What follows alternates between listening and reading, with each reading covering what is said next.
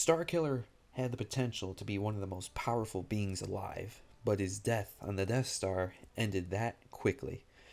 After, he was cloned and was essentially the same person and is just as powerful, maybe not more powerful. Today, we'll take a deep dive into both characters and compare the two to see if one was more powerful than the other.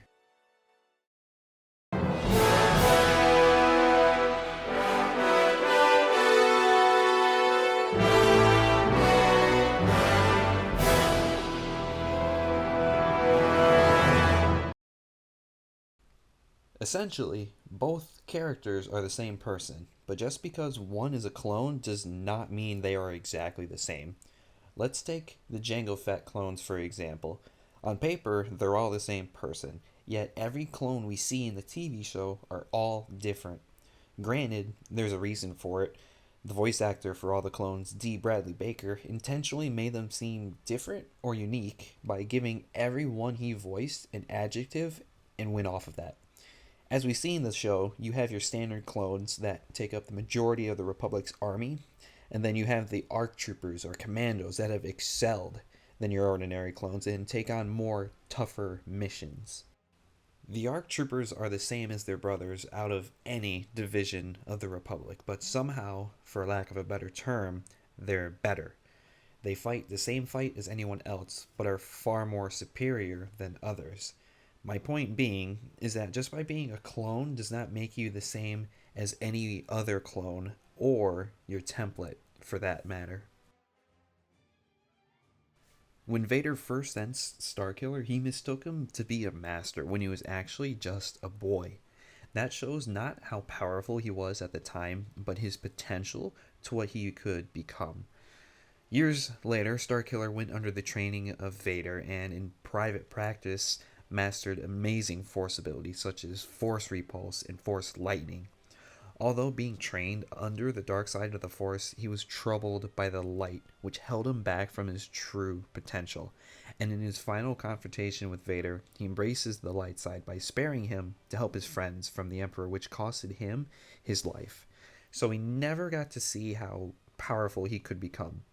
Overall, Starkiller was very powerful, but before we could see him at his true potential, he died. So we can't know what would have become of him if he survived. So for the comparison, we'll just have to base everything that we know about Starkiller based off of everything that we've seen him done. The clone, however, had everything that Galen had, so it is basically Galen from after the point of which he died. So you would think, by going off of that, it would automatically make him more powerful by basically having more experience than Galen. But that's not entirely the case, though, is it? The clone struggled with internal conflict just as much as Galen did, but maybe a little bit more worse. The clone had to live with the fact that he was, well, a clone. Bred to be a slave for Vader, that can really tear someone apart. As for Galen, he did have troubles, but it was only about trying to find out which side he wanted to side with, the rebellion or Vader, the light side or the dark side. That's something he can control.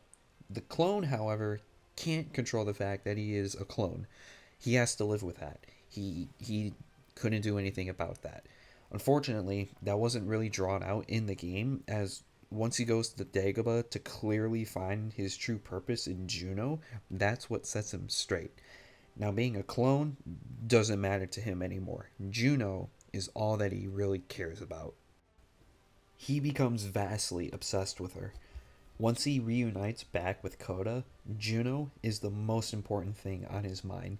He's vastly in love with her, and love is a strong feeling. So when it appears that Juno is killed by Vader on Kamino, he absolutely loses it and lets his emotions drive his fighting. Galen, however, loved Juno too, but he was willing to sacrifice himself for a better cause on the Death Star. But the clone didn't have that choice. He witnessed Juno die within his own eyes, thus creating a side of Starkiller we haven't seen before. The clone taps into the full potential of the Force, and by channeling all that lightning that he did successfully against Vader on his first try, takes a vast amount of power, and if it weren't for being emotionally driven by the death of Juno, I don't know if the clone could have done that, at least without ever trying it before. Leading up to the fight with Vader on Kamino, it wasn't really going anywhere. If Vader would have never thrown Juno out the window, the clone probably could have won that, but that doesn't really prove if he was more powerful or not. It just proves that he's basically done it before. But by going off of that, we can say that the clone is more powerful than Galen, but it's definitely not by far at all. The clone was basically everything that Galen was. So basically, the clone is Galen himself, and we see him improve and gain more experience in the power of the Force, and we get to see Starkiller, or the clone, at his highest potential, while as we didn't get to see that from Galen, as he died on the Death Star. He died too early for us to see that from him. However, these are only the light side versions of Starkiller that we've seen. There are two other dark side versions of Starkiller, one from the first game and one from the second. Which out of those two is more powerful? Subscribe and you'll find out in the next video.